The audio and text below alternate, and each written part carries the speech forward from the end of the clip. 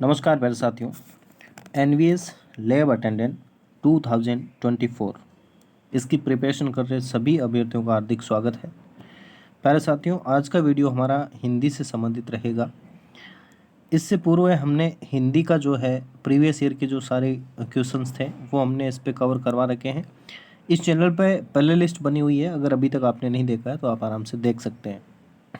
और आज का वीडियो जो है, आज का अपना टॉपिक है वो हिंदी में टॉपिक रहेगा संधि। ठीक है, संधि का एक पहला जो पार्ट है हमने पहले कवर किया है, जिसमें हमने संधि का सामान्य परिचय और इससे संबंधित जो अपना स्वर संधि था उसको कंप्लीट किया। स्वर संधि के जितने भी पार्ट थे, जितने भी भाग थे, उन सभी को कवर किया था, है ना। दीर्घ, गुण, वृद्धि, अयादि और यण और अयादि, इन संधियों को अपन आराम से डिटेल उनमें चर्चा की थी।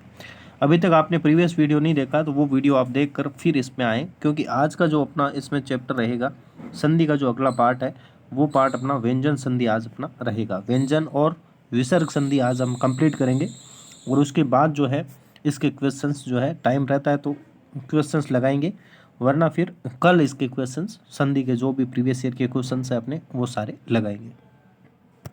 तो आइए वीडियो शुरू करते हैं।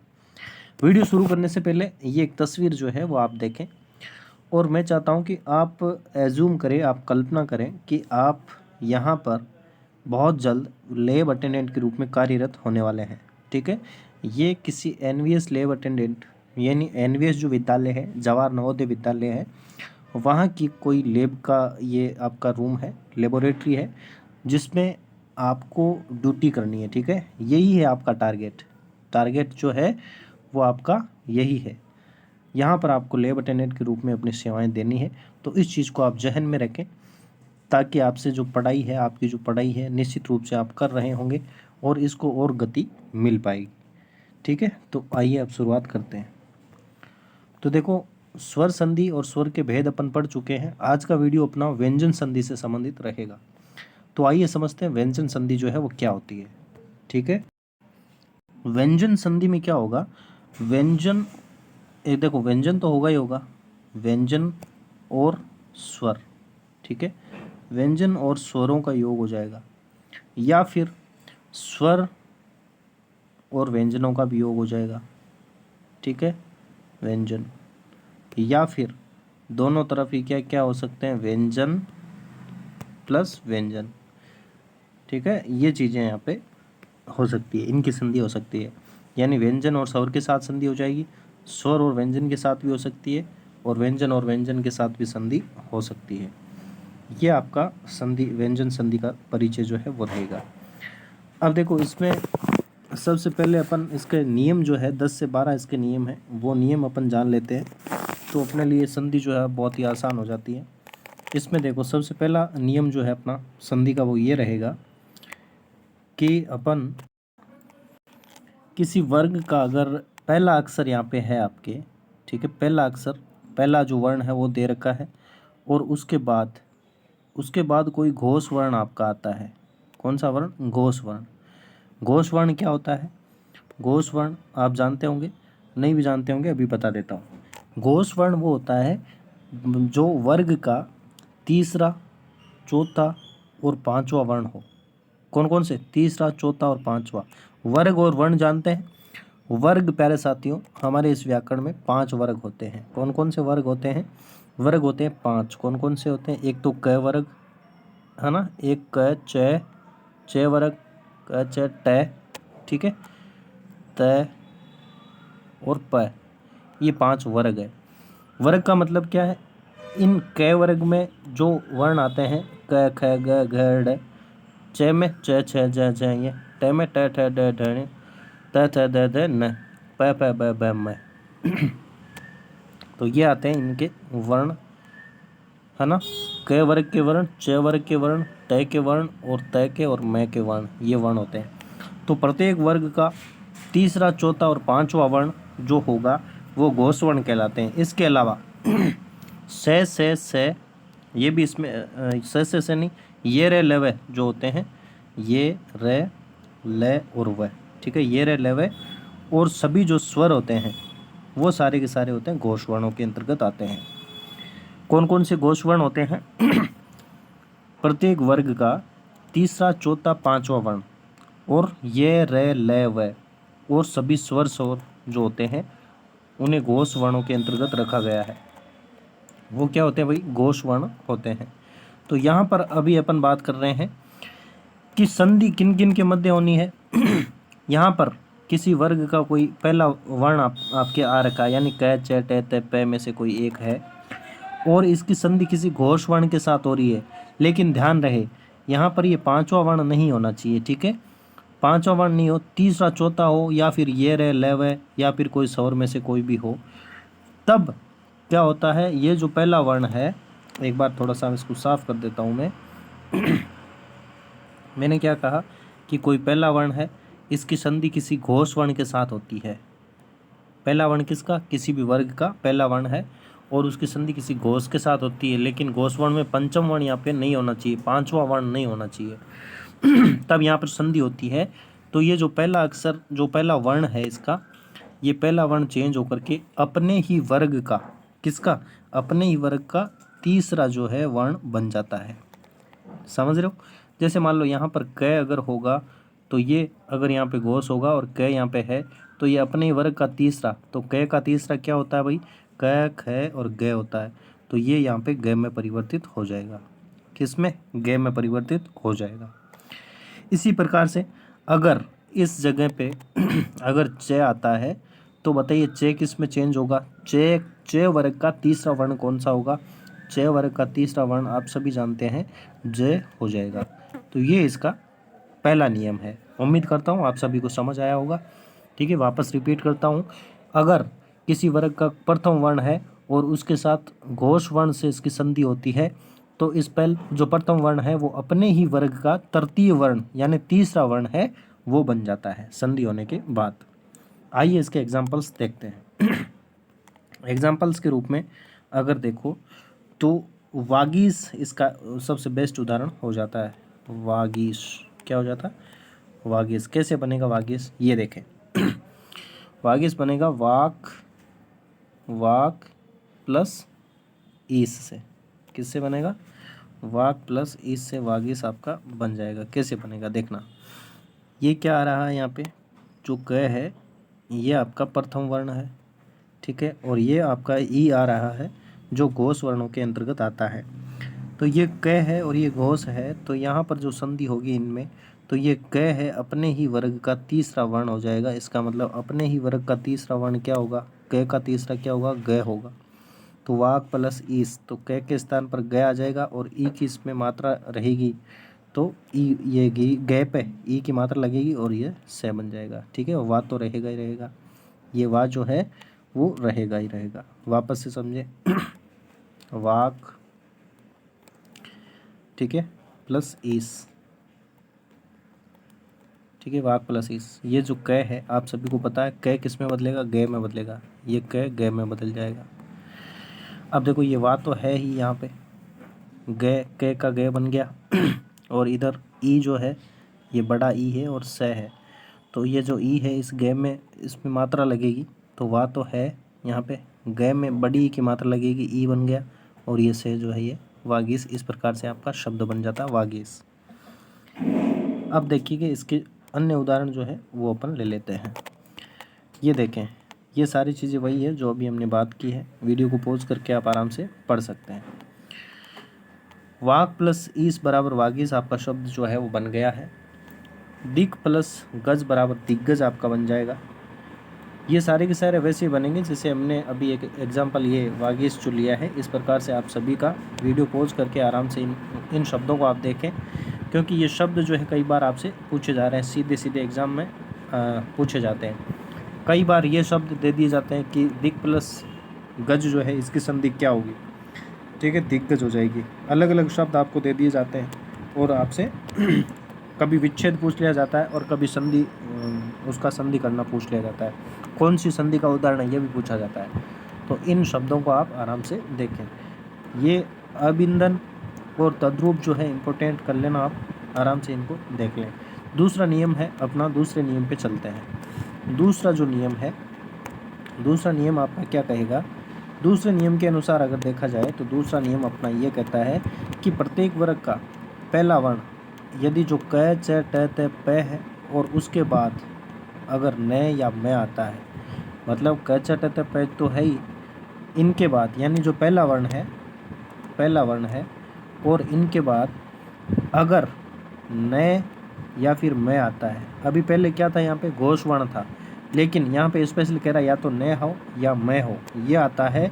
तो ये जो पहला वर्ण जो होगा यानी क च ट त प जो होगा वो क्या करेगा, किस वर्ण में चेंज हो जाएगा, अपने ही वर्ग के पंचम वर्ण, या तो पंचम वर्ण में चेंज हो जाएगा या फिर किस में आ जाएगा बताएगा, पंचम वर्ण में ही आपका चेंज हो जाएगा। ठीक है, पंचम वर्ण यानी न और मैं आएगा ना, तो क च ट त पे अपने वर्ग के पंचम वर्ण, अर्थात पंचम वर्ण कौन कौन से हो गए, देखो ये वाले पंचम सारे है ना, इनमें चेंज हो जाएगा।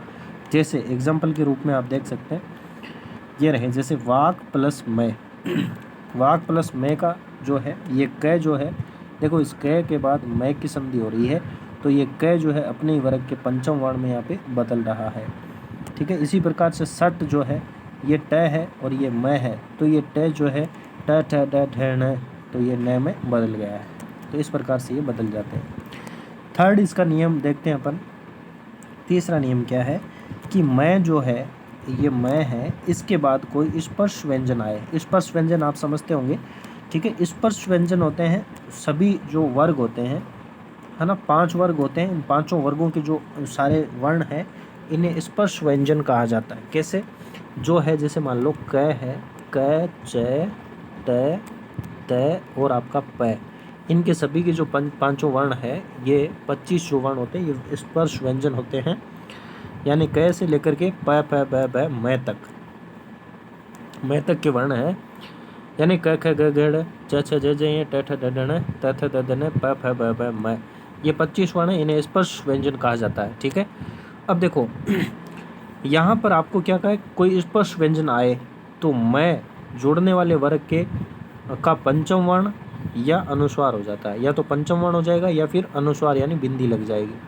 तो कैसे लगेगी, ये आपका होना चाहिए, क्या होना चाहिए, मैं तक होना चाहिए, मैं नहीं होना चाहिए। ठीक है, मैं को आपको काटना है, यहाँ पर भय तक ही होना चाहिए, क्योंकि मैं से फिर अलग संधि है जो अभी अपन ने देखा था कि मैं अगर हो जाता है तो आपका वो पंचम वर्ण में केवल पंचम में आता है। तो ये आप भय तक आप रखें इसको। ठीक है, तो इस पे बिंदी भी बिंदी लगेगी और पांचवा वर्ण भी अपन लिख सकते हैं। ठीक है, अनुस्वार हो जाएगा या फिर पंचम वर्ण हो जाएगा।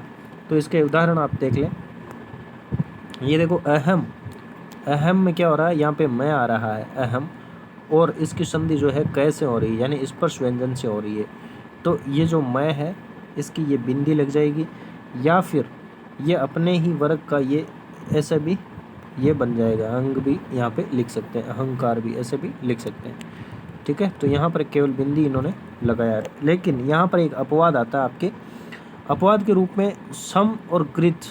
देखो यहाँ पर मैं है और यहाँ पर आपका कोई भी स्पर्श व्यंजन है, लेकिन फिर भी यहाँ पर बिंदी या अपने वर्ग का पंचम वर्ण ना आकर के इसमें से का आगमन यहाँ पे हो रहा है। ठीक है, जो दंत्य से होता है इस से का आगमन यहाँ पे हो रहा है, तो ये अपवाद के रूप में आप याद रख सकते हैं। ठीक, यहाँ पर भी वैसा ही अपवाद है। ठीक है, 2 जो है वो अपवाद के रूप में है।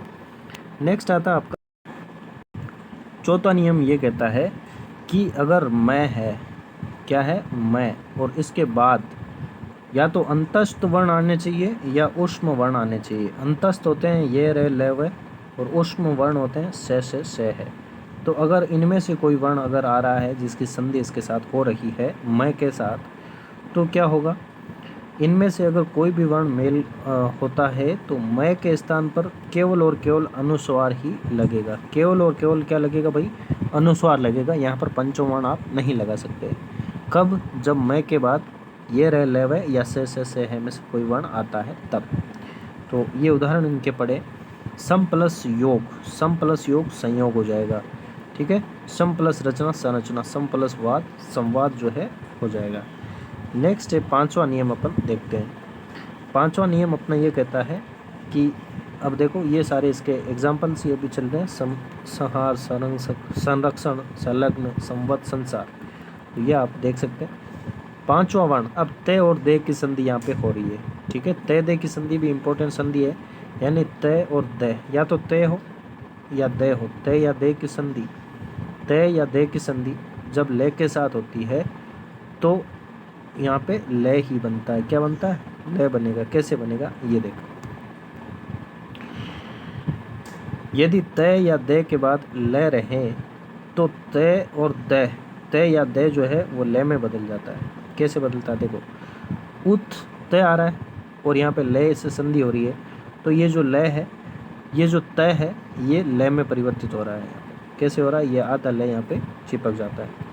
उत प्लस लास कैसे बना, ये जो तय है ये ले बन जाएगा, आधा ले बन गया, और ये लास जो है जैसा जैसा रहेगा, लास ऐसे लिखेंगे तो उत प्लस लास हो जाएगा उल्लास, ठीक है, उल्लास हो जाएगा। यानी जहाँ तय आ रहा है वहाँ पे तय की जगह आप ले में बदल रहा है। तय और ले की संधि में ये जो तय है वो ले में परिवर्तित हो जाएगा। उल्लास और उल्लेख इसके दो उदाहरण हैं। ठीक इसी प्रकार से छठा नियम भी है, तय या दे की संधि हो रही है, अगर तय या दे के साथ या तो जय हो या जय जहाज हो, जय झंडा हो, जय जहाज या जय झंडा, जय या जय हो तो तय या दे के स्थान पर जय हो जाएगा, ठीक है, या तो जय हो या जय हो। इन दोनों की जगह अगर संधि होगी तय या दे से तो ये दोनों के दोनों जो तय या दे है वो किस में बदल जाएंगे भाई, जय में बदल जाएंगे। कैसे, जैसे सत प्लस जन, तो ये तय है, इसका क्या हो जाएगा, सज्जन हो जाएगा। तय का क्या हो जाएगा भाई, जय हो जाएगा, तो सज्जन हो जाएगा। कैसे हो रहा देखना, ये सत्य है, सत, सत प्लस जन, ठीक है, सत प्लस जन, तो से का तो से रहेगा, ये तय जो है जय में परिवर्तित हो जाएगा, तो ये जय, और ये जय जो पूरा है पूरा का पूरा जय, और ये न, तो सज्जन इस प्रकार से लिखा जाएगा, सज्जन। उद प्लस चट्टिका यानी उच्चट्टिका, इस प्रकार से ये छठे जो नियम है इसके उदाहरण है। इसके बाद सातवां नियम अपन देखते हैं। सातवां नियम अपना है कि यदि तय या दे के बाद अगर शय हो, कौन सा वाला, से शंकर वाला, ठीक है, से शंकर, जैसे तालव्य से अपन कहते हैं तालव्य से है तो तय या दे का चय हो जाता है, और से का क्या होगा भाई, से का छय हो जाता है। यानी कुल मिलाकर के ये वाली जो स्थिति है यहाँ पे ये बनती है, चच बन जाता है ना। तो उद प्लस श्वास, उद प्लस श्वास, तो इस दे का आपके चय और छय बनेगा, ऐसे चय छय, ठीक है, चय और छय यहाँ पे बन जाता है, तो उच्छ्वास, ठीक है, इनका उच्छ्वास हो जाएगा। शय हो तो तय या दे का चय बन जाता है, इस तय या दे का चय बन गया आधा, और आपका जो ये सय है, इस सय का क्या बन जाता है भाई, छय बन जाता है यहाँ पे, तो ये उच्च, ये आधा रहता है इसलिए नीचे आपका हलंत आएगा उच्छ्वास में, इस प्रकार से बनता है। उद प्लस शिष्ट बराबर उच्छिष्ट, तत् सत प्लस शास्त्र सशास्त्र, ठीक है, ये इस प्रकार से आपके जो संधि है हो जाती है। आठवां नियम अपना क्या है कि यदि तय और दे के बाद चय या छय हो, तय या दे के बाद क्या होना चाहिए, या तो चय या छय हो, तो तय या दे का तो चय हो जाता है, इन तय दे का तो क्या हो जाएगा भाई साहब, चय हो जाएगा, तय और दे का तो चय हो जाएगा, और जो आपका बचेगा तय और चय का, मतलब तय और दे का चय हो जाता है, ठीक है। देखो चय कैसे हो रहा है, यहाँ पे ये दय है और ये चय है, ठीक है, इसके बाद चय आ रहा है तो इस दे का भी चय आ जाएगा, यानी आधा चय यहाँ पे चिपक जाएगा, उच्चारण, उच्चारण हो जाएगा ये, उच्चारण, ठीक। इसी प्रकार से सत प्लस चरित्र, तो यहाँ पे तय जो आ रहा है इसका तय का ये चय जो है आधा बन जाएगा, और यहाँ पे सच्चरित्र यहाँ पे ऐसे बन जाएगा, सच्चरित्र। अब देखना, तय या दे के स्थान पर यदि आपका क्या हो, है हो तो तय दे के स्थान पर दय हो जाएगा, और है के स्थान पर दय हो जाएगा, ठीक है ना, दय, ये वाला दय बता रहा है। तो दय और दय जब मिलेंगे तो ये वाला दो दध, ये बन जाएगा दध, है ना, दध है, ये बन जाएगा। तो उत प्लस हित यानी तत्, तद प्लस हित यानी तद्धित बन जाएगा, और उद प्लस हार बराबर उद्धार बन जाएगा। ये अपना नवा नियम रहा। नवा नियम के बाद अपना नियम आता है 10 नंबर का नियम। देखो ये एक इम्पोर्टेंट बात यहाँ पे कि संस्कृत व्याकरण ग्रंथों में उद का प्रयोग श्रेष्ठ बताया है ना, जबकि हिंदी में उत का प्रयोग भी होने लगा है। श्रेष्ठ तो उद ही है, लेकिन हिंदी में ये भी आजकल प्रचलन में है। 10 नंबर नियम अपना है कि जब पहले पद में पद के अंत में स्वर हो, पहला पद है इसके अंत में स्वर हो और आगे के पद का पहला वर्ण छ हो, छ, यहाँ पर आपको स्वर मिलेगा। पहले का पद का अंतिम वर्ण आपका स्वर होगा और दूसरे पद का प्रथम वर्ण आपका छ हो, तो वहाँ पर क्या हो जाएगा, वहाँ पर हो तो वो ये छ वाला स्थिति यहाँ पे हो जाती है, यानी आधा छ और छ बन जाएगा, यानी छ का आगमन यहाँ पे हो रहा है, छ का आगमन हो रहा है। तो देखो अनु तो है जैसा जैसा ही हो गया अनु अनु और छेद जो है यहाँ पर छ का आगमन हो जाता है, यहाँ पे इस प्रकार से अनुच्छेद बन जाएगा। परि प्लस छेद बराबर परिच्छेद, आ प्लस छादन अच्छा दन, ये आपका 10वां जो नियम है वो कंप्लीट होता है। इसके बाद हम बात करते हैं नियम नंबर 11। बस एक नियम और बचा, फिर अपन विसर्ग संधि की ओर चलेंगे। देखो यदि किसी शब्द के अंत में ए या आ को छोड़कर कोई अन्य स्वर आए एवं दूसरे शब्द में आरंभ से हो तो से के स्थान पर ये से जो है ये आपके मूर्धन्य से हो जाता है, ठीक है। यह आपका दंते से होता है और ये आपका मूर्धन्य, यानी से सड़क जो होता है वो से षटकोण में परिवर्तित हो जाएगा। कैसे होगा इसको देखते हैं। ए या आ को छोड़कर होना चाहिए, शब्द के अंत में ए या आ को छोड़कर कोई अन्य स्वर हो, ए या आ नहीं होना चाहिए। अभी आ रहा है तो भी में क्या है, ई आ रहा है जो कि ए या आ को छोड़कर है, और ये जो से दंते से जो है से सड़क वाला शेक जो आ रहा है, तो यहाँ पे मूर्धन्य से यानी जिसे हम से षटकोण के नाम से जानते हैं, इसमें ये परिवर्तित हो रहा है। ठीक इसी प्रकार से वी प्लस सम जो है विषम में चेंज होगा, नी प्लस सिद्ध बराबर निषिद्ध हो जाएगा, सु प्लस सुप्ति बराबर सुषुप्ति जो है हो जाएगा। तो इस प्रकार से 11वां नियम हुआ। और व्यंजन संधि का सबसे अंतिम जो नियम है वो ये है कि री, रे और से, तीन चीज़ें हैं, री, रे और से। इसके बाद यदि कोई स्वर का है ना, इसके बाद कोई स्वर कोई क वर्गीय या प वर्गीय आता है, यानी क, प इनका वर्ण आता है, या फिर ये व इनमें से कोई वर्ण आए, तो अंत में आने वाला जो न है वो क्या बन जाएगा भाई साहब, अंत में आने वाला न जो है वो वर्ण हो जाता है। सिंपल शब्दों में समझे तो यदि किसी की संधि री, रे और से हो रही है, यानी क और प और ये और वे से अगर इनकी संधि हो रही है, तो इनके अंत में जो न आ रहा है ना, ये न, तो ये न किस में परिवर्तित हो जाएगा, हणे में परिवर्तित हो जाएगा। जैसे इसके उदाहरण अपन देखते हैं। इसके उदाहरण अभी अपन उदाहरणों के रूप में अपन देखें तो सबसे पहला भर प्लस अन, भर प्लस अन, ये रे आ रहा है और ये यहाँ पे ए आ रहा है, ठीक है, रे आ रहा है और यहाँ पे देखो भर प्लस अन आ रहा है, तो ये न जो है ये रे के कारण यहाँ पे न जो है हणे में परिवर्तित यहाँ पे हो रहा है, ठीक है। तो इस प्रकार से ये हो जाएगा। भू प्लस अन बराबर भूषण, भू प्लस शन बराबर भूषण हो जाएगा।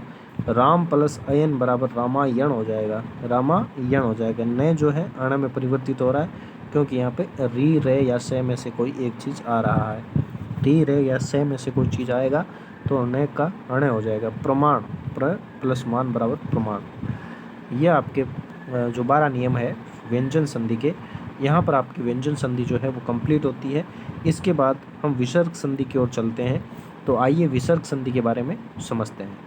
विसर्ग संधि क्या होती है, इसमें क्या होगा, विसर्ग का व्यंजन के साथ या विसर्ग का स्वर के साथ संधि हो जाएगी, यानी ये जो विसर्ग होते हैं इनकी या तो स्वर के साथ संधि हो जाएगी या फिर व्यंजन के साथ भी संधि हो जाएगी।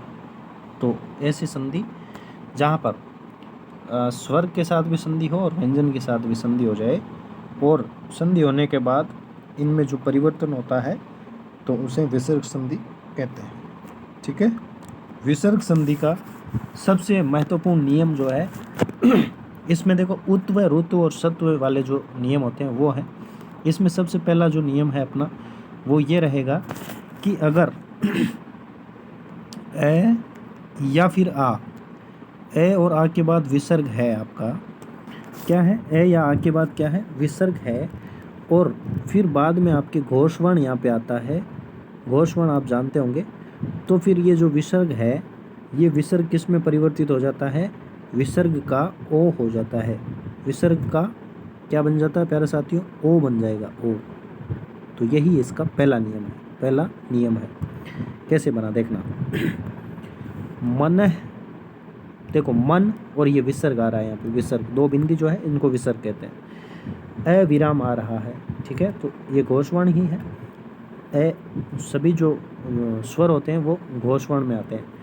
तो मन है प्लस अविराम, तो यहाँ पे विसर्ग और ए आ रहा है, तो यहाँ पे विसर्ग का क्या हो जाएगा, विसर्ग का ओ हो जाएगा। और ओ की जो मात्रा है वो एक मात्रा और एक डंडी यहाँ पे होती है।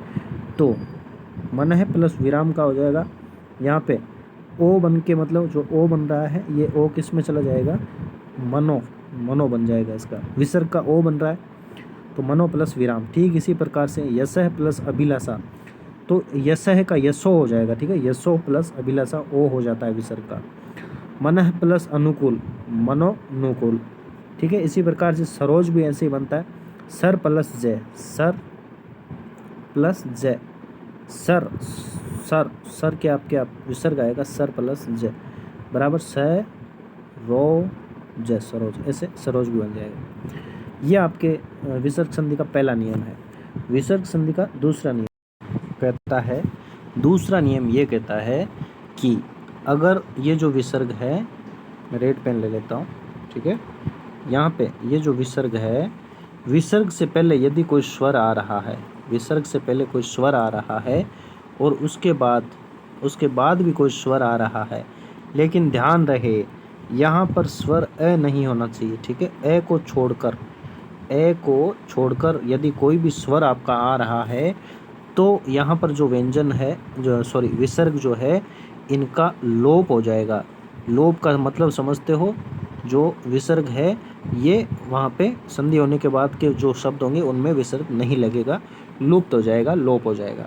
आइए देखते हैं, ये देखो अतः, अतः ये विसर्ग यहाँ पे लगा हुआ है और यहाँ पे ए को छोड़कर कोई भी वर्ण यहाँ पे स्वर जो है वो आ गया, ए आ गया यहाँ पे, अतः प्लस एव, तब ऐसी स्थिति में इस व्यंजन जो विसर्ग जो है इसका यहाँ पे लोप हो रहा है, लुप्त हो रहा है।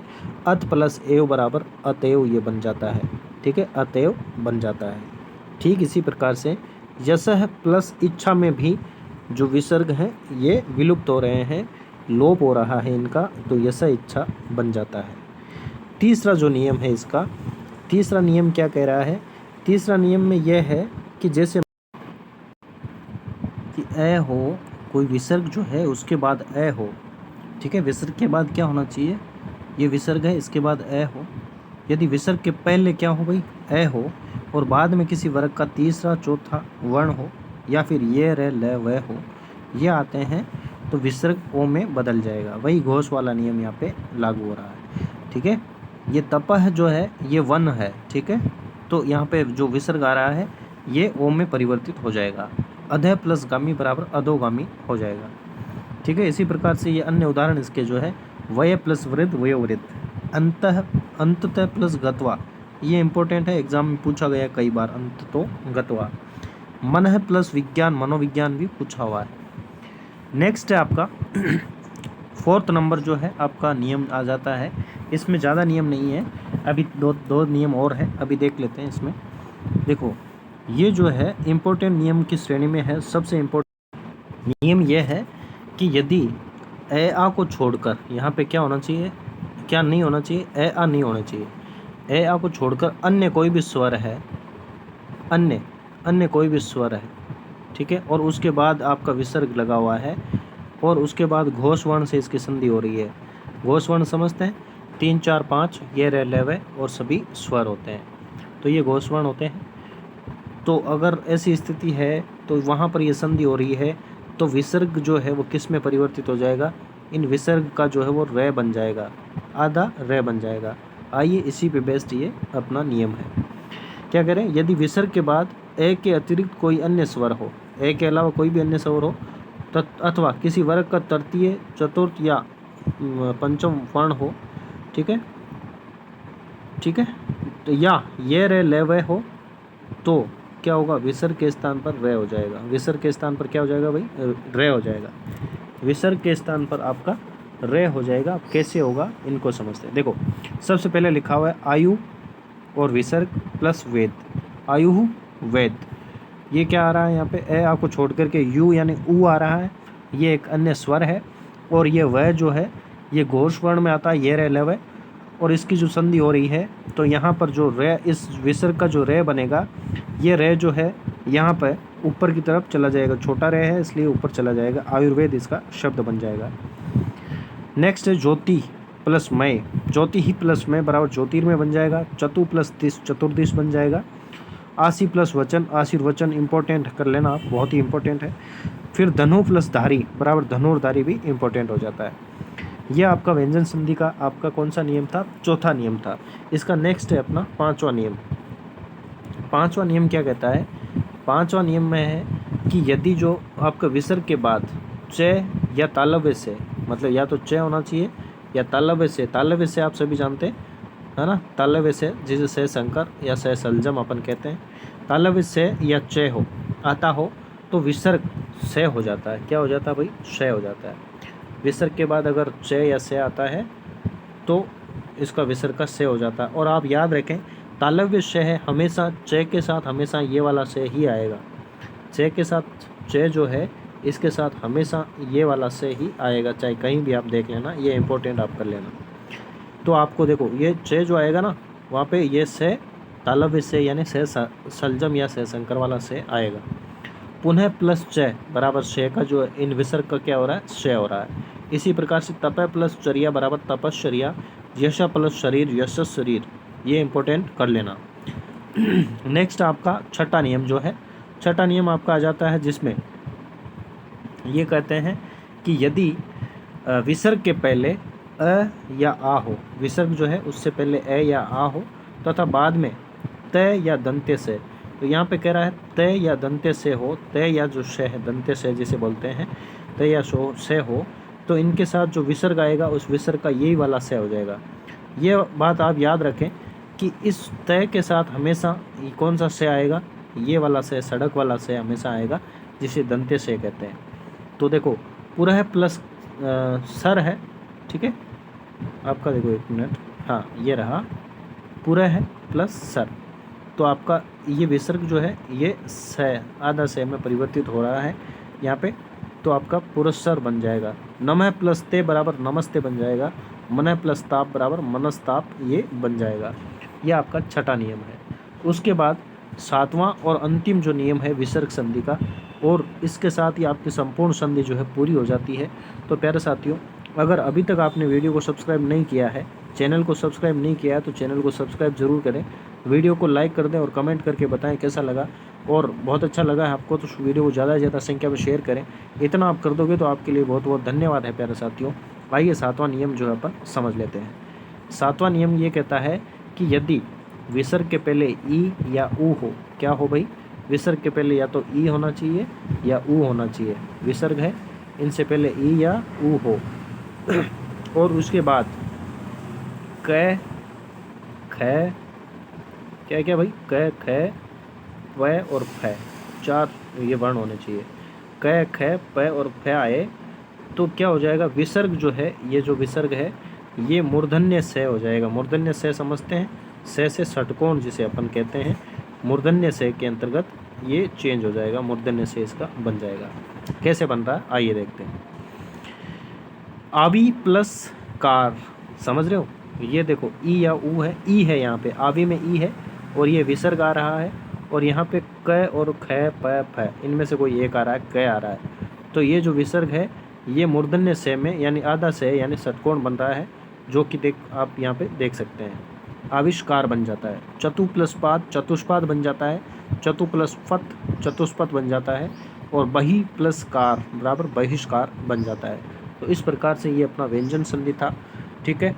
इसका एक नियम और मैं आपको बता देता हूँ, एक नियम और मैं बता देता हूँ जो एग्ज़ाम में कई बार पूछा जाता है कि अगर ए या आ हो, क्या हो भाई, ए या आ हो और उसके बाद विसर्ग है और उनके बाद केवल क या प है, क या प है, तो ये विसर्ग जो है वो चेंज ही नहीं होता है प्यारे साथियों, विसर्ग जो है वो चेंज नहीं होता है, ज्यों का त्यों रहता है। क्या रहता है भाई? ज्यों का त्यों, ज्यों का त्यों रहता है, ज्यों का त्यों रहता है, ज्यों का त्यों। कैसे? उदाहरण समझे।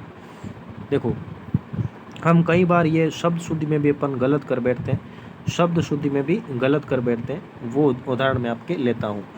मनः प्लस कामना, क्या है? मनः है, मनः है प्लस कामना, कामना, मनः प्लस कामना जो है अपना, ये एग्जाम्पल के रूप में हमने लिया है, मनः प्लस कामना। तो कई बार अपन क्या करते हैं, इसको मनोकामना कर देते हैं प्यारे साथियों, मनोकामना कर देते हैं, मनोकामना कर देते हैं, जो कि गलत हो जाता है। मनोकामना यहाँ पे नहीं होगा, यहाँ पर ये ऐसा का ऐसा ही रहेगा, इसकी संधि होगी और ये मनः प्लस कामना ही रहेगा, और मनः प्लस कामना ही आपका शुद्ध शब्द है। शुद्ध शब्दों में आपको कई बार पूछा हुआ सवाल है, मनः प्लस कामना बराबर मनोकामना। इसी प्रकार से तपः प्लस पूत, तपः पूत हो जाता है। यशः प्लस कामना, यश कामना हो जाता है, यशः कामना ही रहता है। तो ये आपके व्यंजन संधि से संबंधित आपका नियम थे, और इसी के साथ ही अपना संधि वाला टॉपिक जो है वो पूरा होता है। नेक्स्ट वीडियो में हम संधि से संबंधित ऑब्जेक्टिव टाइप अपन प्रश्न लेके आएंगे, जिसमें आपके प्रीवियस ईयर के जो इसमें आपके एनवीएस लैब अटेंडेंट में पूछे हुए सवाल उसको करवाएंगे। इसके अलावा अदर एग्जाम्स में भी आए हुए सारे सवाल जो है वो लेकर के आएंगे। तब तक के लिए आप इन नियमों को एक बार, दूसरी बार और देखें, 2 की स्पीड पे करके आराम से देखें, और ज़्यादा से ज़्यादा इसको याद करने की कोशिश करें। ठीक है, आपको कंठस्थ हो जाएगा तो आपको सवाल जो है सोल्व करने का आनंद कुछ अलग आएगा। तब तक के लिए आप सभी चैनल को सब्सक्राइब कर लें और इंतज़ार करते रहें अपने नेक्स्ट वीडियो का।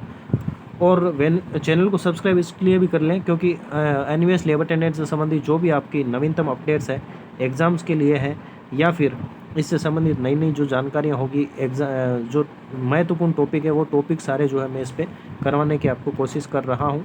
एग्ज़ाम डेट का जैसे ही पता चलेगा मैं सबसे पहले आपको बता दूंगा, इसलिए आप इस चैनल पर जुड़े रहें और हमारे टेलीग्राम चैनल को भी आप ज्वाइन करें। टेलीग्राम का मैं लिंक जो है वीडियो में डिस्क्रिप्शन में आपको दे दूँगा। तब तक के लिए आप सभी का बहुत बहुत धन्यवाद। पढ़ते रहें, मस्त रहें प्यारे साथियों, और अगेन थैंक यू।